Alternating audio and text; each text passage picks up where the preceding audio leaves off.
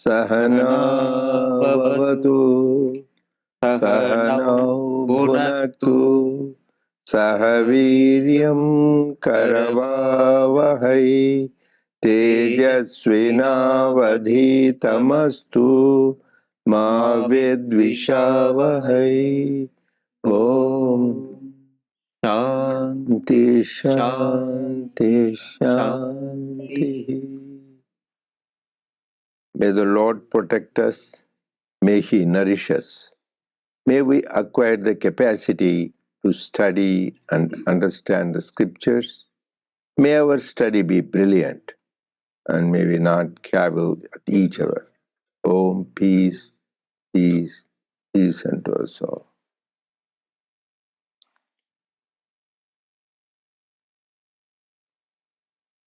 Dear brothers and sisters, loving Sai Ram to everyone. We welcome everyone to the satsang of the Sri Sathya Sai Baba Center of Arcadia. We are going to do our study circle now, starting on page 81 in the hard copy, on the online version page 41. It is chapter 9.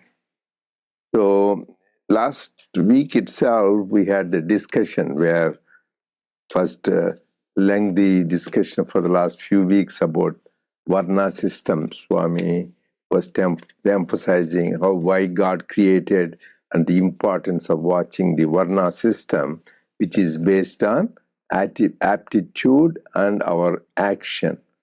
So that is how and we need to nurture that so that the society will run smoothly, each one doing their own duties and responsibilities. Then Swami is telling important thing about karma. What is karma? Ajnan? So it is actions. People think, this is my karma, my destiny. So everyone is involved karma. As long as you are breathing, you are doing karma. From morning to evening, everyone is involved in karma. What you think is karma, we all think. And what you say is karma, and what you do. So all these are the three instruments. So the instrument of the mind, you think, instrument of the speech, you say, and instrument of all these other organs, you do actions. So all these constitute karma. So why it is important is talking about is karma can give you bondage. So even good so-called good actions also can lead you to bondage. So as they say, as you sow, you reap. So good acts you do good results. Bad actions, bad. So if you want to go to heaven, yeah, do good deeds. But after you finish your term in the heaven, you come back again. Again you repeat this whole thing. So if you don't want to be bound by this, you don't want either good results or bad, everything goes to God. That is the whole secret of doing the work with detachment. The whole Bhagavad Gita, Lord Krishna tells Arjuna two things: never run away from action, because he was running away from the fighting the adharma, fighting the war. Second is, when you do the action, think you are not doing it. God is doing that. So that is last week we start there where Swami says the karma, Lord Krishna says, he gives the results. So just I am doing, that is what you should not think. That is why there is a famous, like a mantra that people, spiritual seekers talk about. Nimittamatram, you fill up the gap. Bhava Savya Sachin. Lord Krishna says, Nimittamatram, you are just happen to be just an instrument of mine. Bhava Savya Sachin. Oh Arjuna, you are just my instrument. This is the famous sloka part in chapter 11. And the Lord gives the Vishwarupa Sandarshanam, cosmic vision, and he says, I killed already the Bhishma, Drona, Karna, everybody's gone. They are there in front of it, but he says, I already killed them. You can kill those people already killed. Just you happen to be. Similarly, so many things, the world, the whole thing is going on by his will. But just we should have that conviction. So he says, just think you are just an instrument. All these things are, all these people already are killed. The people who are standing in front of you, Drona, Bhishma, Karma, and all that. And also another important statement he says, so it applies to all of us. Prakrute kriyamanani gunai karmani sarvashaha ahankara vimudhatma kartahamiti manyati. So the whole thing goes on by God's will and by these three gunas, sattva, rajas, tamas. But who thinks I am doing? Who thinks I am doing? Ahankara vimudhatma kartahamiti manyati. Kartaham, I am doing this. Who thinks? Ahankara vimudhatma. If you think I am doing this, God is giving definition. Because of ego, ahankara, you're saying that. You think I am doing this because of ahankara. So these are all very clear definitions Lord Krishna and Swami emphasize. We are just instruments in his work. Whatever work it is we are doing, just we happen to be the instruments. He is doing, he is the puppeteer, we are the puppets. He is the operator, we are the machines. Like Sri Ramakrishna says, you are the operator, I am the machine.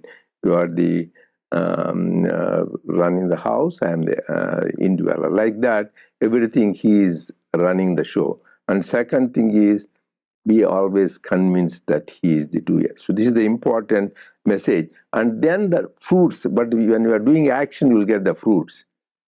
So willfully, you say, I dedicate the fruits to you. It goes to him because fruits are bound to come.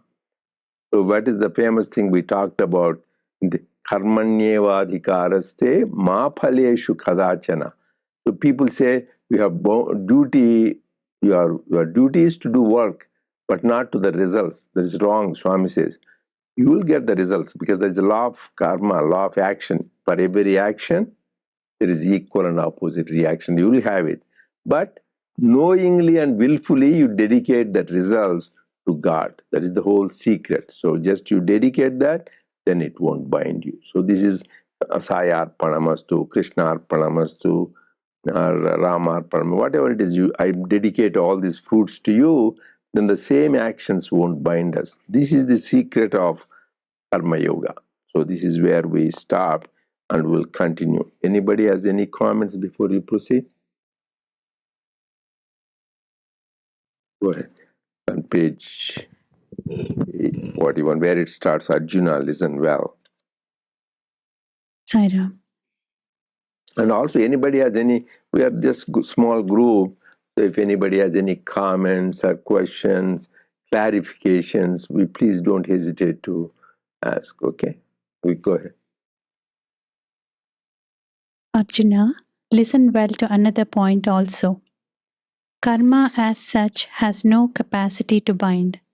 It is the conceit, I am the doer, that brings about the attachment and the bond. It is the desire to earn the fruit that produces the bondage. For example, the zero gets value only when the association of a digit happens. Karma is zero. Agency or the feeling of doer is associated with the karma, then it breeds bonds. So, Arjuna, give up the sense of I, and the karma that you do will never harm you. Karma done without any desire for the fruits thereof will not produce impulses. That is to say, there will be no impulse for the birth even. The aspirants of the past ages performed karma with this high ideal in view. They never felt that they were the doers or enjoyers of the fruits of any act. The Lord did, the Lord gave the fruit, the Lord enjoyed the fruit, That was their conviction. This world has only a relative value. It has no absolute existence. That was their faith. Arjuna, you too should cultivate that faith and earn that conviction. Do so, then your mind will become clarified and pure. Should I stop here, Uncle? Yeah. If you want, you can make comments or summary. Anybody else can do that. So, in this paragraph, Swami is saying to Arjuna, give up the sense of I, and the action that you will do will never harm you. And he also pointed the aspirants of the past ages performed this action with this high ideal in view.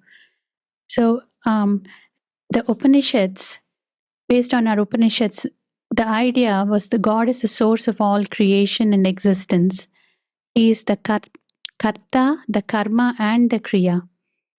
So, if all actions that we do are performed from this awareness that He is the karta, the and the kriya and the karma, then the feeling of I will slowly reduce, and this process will help us not to bind ourselves to the action and expect the results and own the results as if we are doing it. So, and also we are caught up in this cycle of desires and attachments and expectations. This is merely because we are identifying ourselves with the body, which is the I, instead of Him, who is the doer. Anybody else has any comments or questions? Because this is important. We all say we are instruments. Here in the Lord's Prayer, we say, Lord, let me be the instrument. They will say, oh, and whenever somebody says, oh, you did a good job, bhajan singing or talk, oh, I'm just an instrument. But let me tell you that it's not easy. It comes from, sometimes from our lips. It should come from the heart. Actually, Swami, one devotee wrote a wonderful book, and then Swami said, oh, Swami, I'm just told you are the one, the doer, I'm the instrument. Swami says, it's coming from your lips. He is the heart. So, a lot of time, really to be convinced that he is the doer is not easy. Sri Ramakrishna said a beautiful little story which we talked about. So there was a nice man, he's a good devotee. He developed a beautiful garden for his God. He used to pluck flowers and offer fruits from that garden. It is a beautiful garden. So he has pride. See, I am having this good garden for my Lord. One day there's a cow came and it was eating all his things. He got, man, my God, I developed so much hard work, these flowering plants, fruits. He was so mad, when in the rage, he hit it hard, so hard, dropped dead. The cow died. So that is called in our scriptures, Gohatya. The killing of a cow is killing of a Brahmin, killing of a little child. There is no redemption. This is why the greatest sins will be in hell forever. So this guy was worried. So he knows because he has what to do. So then meanwhile he was telling God is the only doer. I didn't kill. The presiding deity for the hand is Indra. So for eyes, presiding deity is sun, mind is the moon, and like that each part there is a presiding deity which controls your thing. So for the hand is Indra. So Indra killed, I didn't kill that because that is what he did. So meanwhile, Indra, God has ears and eyes all over. So Indra comes in the form of a Brahmin. So he says, oh, what happened? Oh, this such a beautiful garden, beautiful flowers. Somebody did it. You are seeing that person here. I did this. What do you think I had done developed? Then what happened to the cow? Oh, cow, this Indra. So that is also presiding deity for the doing the garden also is, if you had that conviction, then it won't affect you there. But that time he says he takes the credit. I did this nice flowering plants and nice trees. But when it comes to this, so if you completely dedicated both things, you won't be affected by the sin. So it is whether so you don't want to take credit, then no discredit. You don't want to take credit for the things of yours, but not give the discredit to God. So this is the lesson. So really you should sincerely believe that God is the doer. That complete conviction is there, then it won't bind you. Otherwise, because there is no action which is purely good and purely bad. This also I shared Sri Ramakrishna's beautiful story. So one man, he was interested in giving food, feeding the poor people, like we do all over the world. Our organization does. So he was doing, but you should be careful. It is the results dedicated to God. So he was feeding everybody. So that's all good. So then there was another man was going, and then he was very tired, weak. So then he was also ate along with the other people. So then when this account company died, they said, you have a result, you killed a cow, so you also need to be in hell for a while before. I said, I never killed a cow. All these people I'm feeding, good thing. No, there was one man who was very weak. He was dragging a cow to a cow slaughterhouse. And you gave the food, he ate that food, he got energy. So then he dragged the cow to the cow slaughterhouse, he killed. So part of that, because of that energy only he could kill, otherwise not. So you get the part of that sin also to that. So lesson is there is no karma purely good, purely bad. There are always element of things. So you will be bound by that. So if you dedicate, Lord, you are the doer, I dedicate to you. Because even when we are walking, we go on this insect. When we are breathing, the germs will be killed. When you take antibiotics to cure your health, you are killing those germs. They are also beings. So there is no completely good, completely bad. The only way to get out of this bondage is just that is the only secret. That's what Lord Krishna says. Be careful. So everything has things, unless you practice this constantly. It's not easy because so many lifetimes we think we are the doer. And how do you say, no, I just do it as Swami's instrument. It shows when you do serve good food, it's not good, then you get offended. Somebody says you didn't do a good job. Or somebody praises you, well, the food was good. Then you feel happy. Whenever you react to praise and blame, that means you think you are the doer. You gave a good talk, you did a good bhajan. That means, oh, good bhajan you are feel. Even if they say it is good or bad, if it doesn't react, then you know he is the doer. But if you react to that, that means we still have the doership. That is very important angle. In every act, we should analyze ourselves. Whether really I'm reacting to the uh, input from things for whatever work we do, because everybody does this, whether it's service activity, bhajan, talks, or writings. We do with that attitude. That is important. Anybody has any comments? But uncle, when we do certain things like do some seva or something, someone or sing a bhajan, someone will say, "Oh, you did a good job." It's natural to say thank you outside. Yeah, we should. But internally, we have to turn within and say, Swami, it's your grace. Yes. So just you right away say Sayaparam. Just outside you can't say people don't understand. Thank you. Then inside say Swami, thank you for making me talk. Because even let me tell you, so many good singers, even for talking, sometimes simple chant which I know for 40 years, suddenly something don't come. So that means he has the switch. God has the switch to make every little thing. So we think we are the doer. Nothing, not as I said, blade of grass moves without his will. But we need to constantly remind ourselves, because of our ego, we forget that we think we are the doer. So there's nothing, you should say thank you, but inside you said, Swami, you made me do this. Thank you for the opportunity. But if somebody criticizes, if there is a fact, if there is a truth, instead of getting upset, hey, there is a scope for improvement, we should improve.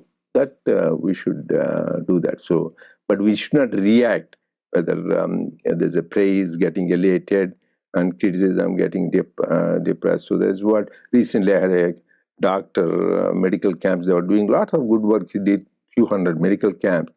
But the way getting along with other doctors was not ideal. I said, it's not important you see 1,000 patients, 5,000 patients, how many medical camps.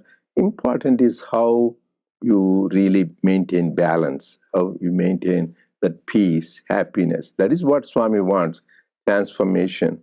The more than just the quantity of service is how it is doing that. That is the important. So each one of us have to do self-audit and do the process. That is very important. Just one thing to also know that sometimes we get confused when near Swami, it sometimes happens. Swami says, "Oh, I am doing." When Swami says, "I am doing this," or even, for example, surrender to him or anything, that I, what he mentions is not ego or anything. We should really think that it's not. He doesn't have anything. We already saw. All we have to.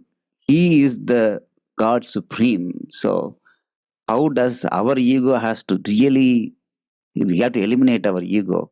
So there, when he says I, he is that supreme God, that he sees everybody as himself. So that I is not that small I or anything. He is the supreme, and we have that small I. To eliminate that small I, that big I is near me, near us, and that is the very. It's a wonderful opportunity. Of course, we all received that grace of Swami. Otherwise, it's very hard, this particular thing to understand. And with Swami physically being there, we all know how it really happens, because people will be so disciplined. It's all because it automatically happens. You feel that the God is sitting before us. We can see even so many people. I've seen one guy who, it's a small story actually, one guy who doesn't believe in God, who had come there, and he was, he wanted to prove Swami is wrong or something like that. And then Swami came, and then he thought that Swami will not take his letter. That's what he told the other guy, because, and Swami came and he ignored him and went. Then he told that also to the people, see, he won't take. He went to the veranda, almost going to the room, and then comes back straight to him, and then took the letter, and then just put his head on, just like tapped. He fell on his feet. 1 minute it was like that, and then Swami went, and then this guy got up. He was just crying like a baby. After that, and people asked him what was happening. It was just 1 hour. He wasn't even thinking what it was. Then he told that in 1 minute, Swami showed him what are all the bad things he did in his whole life. All came at that 1 minute. He couldn't really take it. Then he was crying, and I said, now after that experience, he believed. So what I'm saying is, it is so important to understand that Sarvadharman Parityajya, whatever we are talking about, surrendering to God, that elimination of that ego, that I am not the doer, is not very easy at all. We have to go on practicing, and then it will come. Yeah, by His grace it happens. That's why the story of anybody, I told this story also, Kenopanishad. It's not why it is not easy. Remember Ram? Kenopanishad, Uma Haimavati story. Anybody remembers here? So this is I told this a couple of times. There is a war between the demons and the gods. There's a big war because always these demons give trouble. There's the way the world is even now. Every time God created, He created the demons and gods. They're good people, bad people. So finally these good gods, the demigods, angels, they won the war. And then Indra and all his, they were very happy. So when you win the war, they were very happy, celebrating. Oh, what a wonderful thing you did. You did good. You did good. Like anything, we do a good, nice function also. We give credit to everybody. Then the mother, divine mother, the supreme Brahman wants to teach them a lesson. So she appears as a pillar of light. They call Uma Haimavati. Then Kenopanishad is there. So then they get puzzled. Who is that? Nobody can tell. Then Lord Indra says, he's the head of the gods, go and find out who it is. He sends the Agni, god of fire. He's very powerful. Find out who that is. He went to say, who are you? He says, first you say who you are. I am fire god. I am most powerful. I can burn anything, even forests I can burn. Everything is just become ashes in just a second. Oh, so then that power Brahman puts a blade of grass. Okay, burn that. He tries and tries, he can't burn. So just he gets, my God, humiliated, goes back to, I don't know what this power is. I couldn't even, because he could burn forests and green trees, he could not even burn a little blade of grass. So then he says, Vayu, the wind god, go and find out what is it. Then he says, who are you? Then he says, who are you? I'm the wind. I can blow even big trees, even mountains. It's just so easy for me. Then same thing, blade of grass, blow it. Blow this little blade of grass, then it gets humiliated, comes back to Indra and says, I don't know, we don't know who that is. You yourself go. Then he goes, and then Mother reveals the divine power, divine Mother, or divine power, or Brahman. So I am the one who is responsible. I will never forget that. Don't get deluded, egoistic, that you are the doers. So it is a lesson. So they become gods because of they are such a highly evolved. So even those people got confused. Oh, I am doing this, Indra and Varna. So it shows how much more vigilant we should be whenever we are doing. Constantly pray to God, Lord, by your grace, let me always remember you are the doer, and I am doing, let me do the right thing which please you, and let me dedicate all the fruits to you. That is the constant prayer. This reminds me of one of the experiences that a Swami student had when he was pressing Swami's feet, and he asks Swami what is the difference between free will and human will. And Swami, I don't remember the exact whole thing, but Swami says, lift your right hand, lift your left hand, and then the student lifts his hands. And Swami now says, now again lift your right hand, and he's not able to lift his hand. And Swami says, your free will is limited, but my will takes over your free will. No, because he's thought, I said, Swami, everything happens by me. Well, so if it is, I can move my hand. What is there? So you don't need your will to do that. So he was thinking, for other things you can hear. Even that is decided by my will. Swami want to prove her. He said, okay, well, okay, now you move the same. You can't. So unless I will, that you cannot even move your hand. That's why there's a beautiful Kadaladu Gaddi Pocha. Even a blade of grass can move without God's will. Even in Quran it is said, not even a dry leaf will fall from the tree without Allah's will. That means everything is, so we need to play our role. So that is, everything is, there's nothing like free will. Ultimately, there's everything is divine will. But as long as we think we can do something, we should do that. That is why Ramana Maharshi, great Advaitic teacher, says, whole purpose of all effort is to realize the effort is of no use. But to get that experience, it doesn't come like that.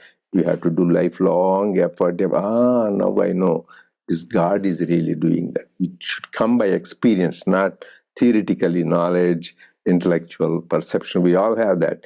But constant practice, for that you need to have purification of heart. Then that dawns on you by His grace. This is very important. That is why there are people, there are great saints, so many people who have that kind of experience. Another story of Sri Ramakrishna. One guy is a businessman. In business, you cannot be so dharmic, make profit and all that thing. So he says, oh, by God's grace, I bought this for 5 rupees, and by God's grace, I'm charging you 50 cents profit, and by God's grace, everything he used to sell. So poor guy, he was not able to. So you need to use common sense. You need to think him. But everything he could attribute only to God's grace. So there are people like that. Even hospital, general hospital in Prashanti Nilayam, and Sita Ramaya, he was the first superintendent of general hospital. He used to give everything. So Even sometimes Vibhuti is by Swami's grace, this will cure you, that may be dying and she may be giving the medicine, this is Swami's death. But somebody, oh, he died by God, Swami's grace, you died, it is good. Everything is by Swami, but he had that conviction. So even death, which is true, by his grace, you died, by his grace, you are alive. But you can, if you say that those guys, this is crazy doctor, so he kills and says it is by his grace, everything happening. But ultimately, it happens everything by his grace. Anybody else has any? Yes, come here, sit there.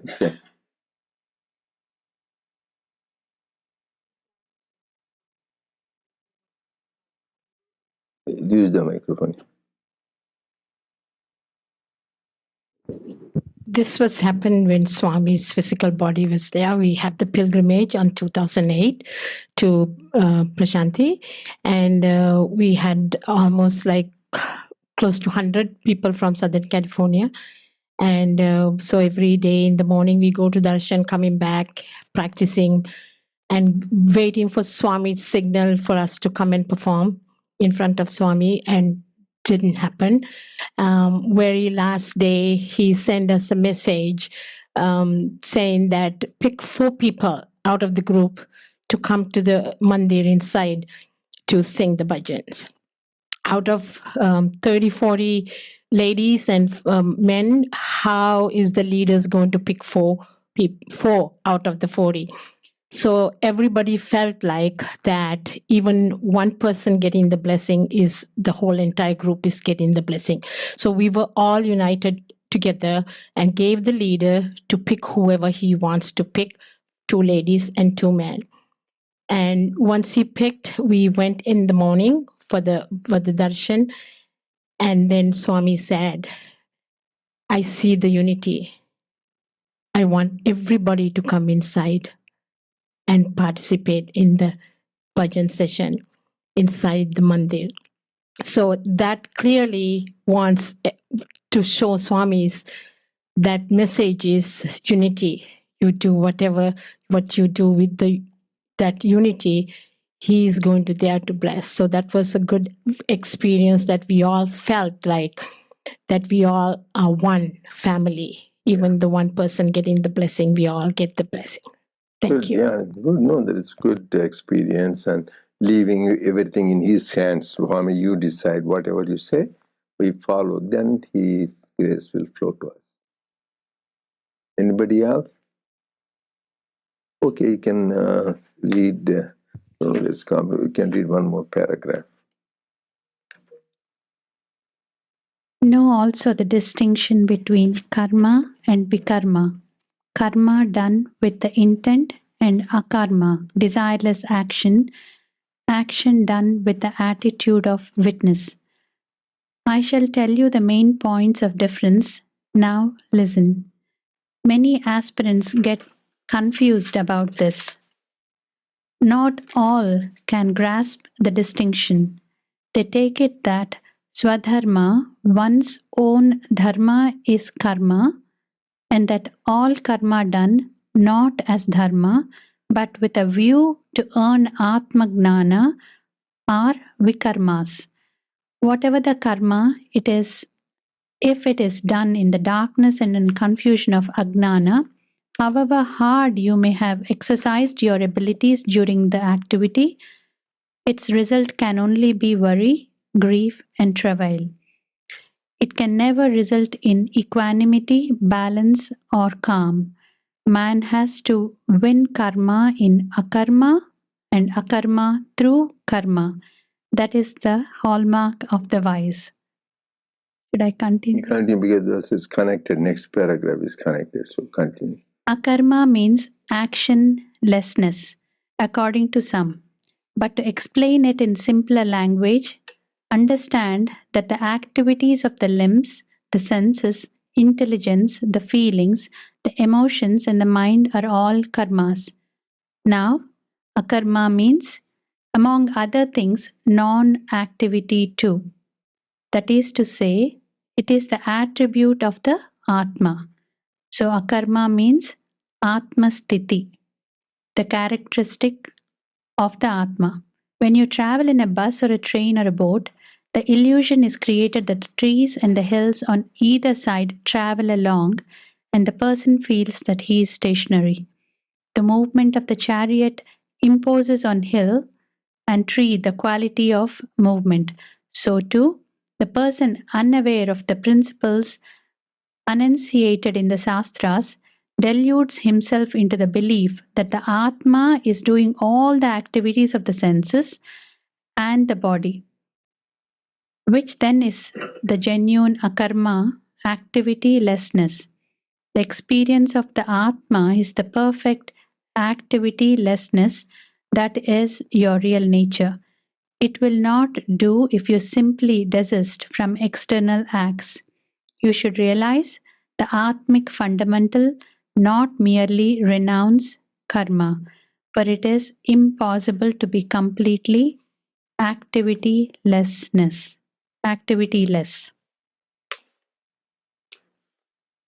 Okay, you want to understand? This is very complicated. You want to summarize? These are the three words used in Bhagavad Gita. Lord Krishna himself tells even to Arjuna. Even great scholars and pandits get confused about these three words. So remember these three words. One is karma. We already told what karma is: action at the thought, word, and deed level. And vikarma, in Sanskrit, vikarma means distorted karma or wrong karma. That means karma we are not supposed to do, wrong action you do. Akarma means not doing any work. That is the literal translation. Whenever in all the scriptures, people should remember this is literal translation. There is inside translation. There is what is called Bhahyartha, Antarartha, Paramartha. This is outside meaning is karma means activity at all levels. Vikarma means not the right karma, which is akarma means no karma, not doing anything. So that is inner meaning, what it is, and that is paramarthic, spiritual. This is what the great masters, Swami, Shirdi Baba, when they come, they show the inner meaning. So, as I said, karma produces results, good, good, bad, bad. So it gives you bondage, even good things. Like Swami Vivekananda said, chains are chains, you are bound. Gold chains are still chains, they'll bind you. Yeah, iron chains are gold chains. He says bad deeds are like iron chains, good deeds like gold chains. They will bind you. So how to transcend that? People say, forget about this karma, I will give up karma. That's why some people immaturely, prematurely, they give up everything, go to Himalayas, contemplate because the karma binds. But that is why Lord Krishna says there is a wrong attitude in the past. In the olden days, some people used to do that. They give up family and earth and just go in search of truth. He says, no, you cannot run away. Be like King Janaka, Swami says. Be in the world, but head in the forest, hands in the society. So the people misunderstood. Akarma means don't do action because we don't want to be bound. But Swami is giving explanation. Lord Krishna also says, karma is whatever work we do every day, whatever things we do at work, home, in society. But doing with the feeling is the doer and giving the results. And vikarma is just doing the activities just with the which are not the one which takes you to the Atma level, which takes you away from vikarma. That is one thing. Akarma is when you do in the stage that Atma is the one which is doing, you are established in the Atmic state, because what works is only body, mind and senses. Atma is just a witness because Lord is a witness. When you do that, like the Swami gave the example of how you are going in a train or in a plane, everything is going so fast, but those trees are not moving, but they look like apparently. Similarly, seeing that this intense activity, God is an example, Swami. So the stage of Atma, that means you are not ruffled, because whenever we are involved in the body-mind level, we get ruffled, we get disturbed. But when you say that it's just like a witness, you are watching is, you are in the akarma stage, then it is, that is seeing in the atmic stage in the karma. Whereas there is the greatest ignorance is in akarma, You can be seeing most karmas. That is what Lord Krishna wants. You think I am not doing any karma, so I am free, I am not bound. He gave the example like people go into some caves and some forest for meditation, or giving up everything, but they will be thinking about something else. What is happening? Oh, this I wish I was there. Then you are a karma. You are not doing anything, but you are doing karma, bad karma. So that is what akarma in karma, karma in akarma. You should be careful where your mind is, where your atma is. There also, Sri Ramakrishna said, even Swami said that. So there were two friends. So they were going to see a saint. And one guy said, forget about it. You go to them. I will go to the nice movie and watch and have good time. Why do you go? I will go, you go. That guy went, and then he was with the saint. He was listening. But he's, oh, my friend is watching the movie. How nice that will be. I'm missing this. This is boring. I wish I was there. He's thinking of the movie. And that guy who is watching the movie thinks, I should not have come this movie. This is terrible. I wish I'm with the saint thinking about it. Then the results is, at the end, the calculation, that guy who was the saint, he get the bad results of being the negative. And the guy who is, so where your mind is. So here we may be thinking, and people who may not have come for satsang, they may be thinking, yeah, and there are people here mind may be something else. So important is make sure your mind is tuned in the right place. That is important, where your mind is. Not body may be there, our mind may be in something else. So that is where the important akarma in karma, karma in akarma. So this is what, so just you may be thinking you are akarma, not doing, but you may be doing karma in that.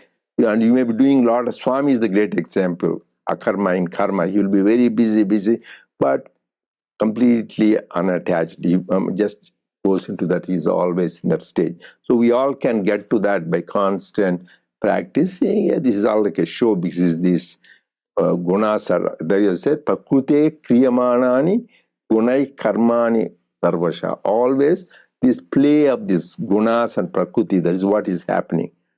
But I'm not doing, God is doing ahankar. If you think you are doing, you are ahankara vimudatma. So we constantly practice. This concept needs to constantly repeat, because for so many lifetimes we thought we are this body, mind and intellect. So overnight we can't get rid of that. To think, establish that we are that Atmic consciousness, we need to constantly practice. Right? Yes. So we'll continue. So Sai Ram.